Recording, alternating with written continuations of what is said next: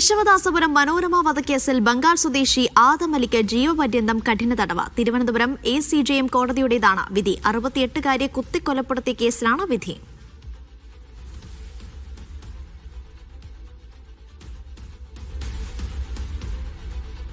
കേശവദാസപുരത്തെ മനോരമ വധക്കേസിലാണ് ബംഗാൾ സ്വദേശി ആദം അലി കുറ്റക്കാരനാണെന്ന് കണ്ടെത്തിയിരിക്കുന്നത്. ഇപ്പോൾ ജീവപര്യന്തം കഠിന തടവിനാണ് വിധിച്ചിരിക്കുന്നത്. സഫ്വാൻ VP വിവരങ്ങൾ നൽകാനായി ചേർന്നു. സഫ്വാൻ, കോടതിയുടെ നിരീക്ഷണങ്ങൾ എന്തൊക്കെയായിരുന്നു? ശിക്ഷാവിധി എങ്ങനെ?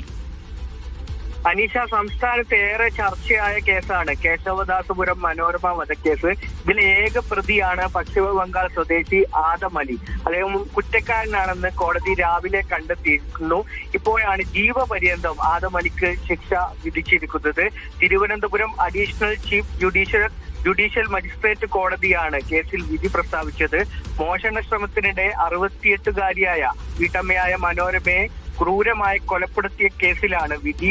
നേരത്തെ കൊലപാതകം, മോഷണം, തെളിവ് നശിപ്പിക്കൽ തുടങ്ങിയ കുറ്റകൃത്യങ്ങൾ പ്രതിക്കെതിരെ തെളിയിക്കാൻ പ്രോസിക്യൂഷന് കഴിഞ്ഞിരുന്നു.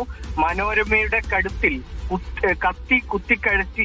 കത്തി കുത്തിയാണ് ആദം അലി കൊലപ്പെടുത്തിയത് എന്നാണ് കോടതിയുടെ കണ്ടെത്തൽ. ഇതൊക്കെ അടിസ്ഥാനത്തിലാണ് ഇപ്പോൾ ജീവപര്യന്തം ശിക്ഷ വിധിച്ചിരിക്കുന്നത്.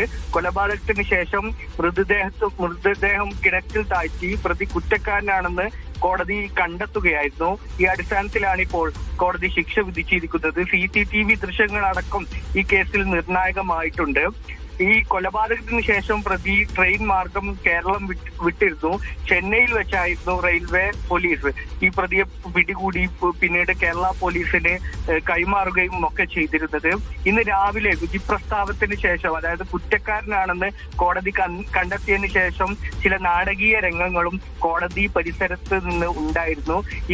ഈ പ്രതിയെ കോടതിയിൽ നിന്ന് ഇറക്കുമ്പോൾ, അയാൾ ഇറങ്ങിപ്പോവാൻ വേണ്ടി ശ്രമിക്കുമ്പോൾ പോലീസും അഭിഭാഷകരും ചേർന്നാണ് പിടികൂടിയത്. അങ്ങനെ ഒരു സാഹചര്യമൊക്കെ രാവിലെ ഉണ്ടായിരുന്നു. ഇപ്പോൾ ആണിത് കേരളത്തിലെ ഏറെ ചർച്ചയായ ഒരു കേസിൽ ഇപ്പോൾ കോടതി ഈ 21-കാരനായ പ്രതിക്ക് ജീവപര്യന്തം ശിക്ഷ വിധിച്ചിരിക്കുന്നത്. അനീഷ. ശരി, സഫ്വാൻ VP ആണ് തിരുവനന്തപുരത്ത് നിന്ന് വിവരങ്ങൾ നൽകിയത്.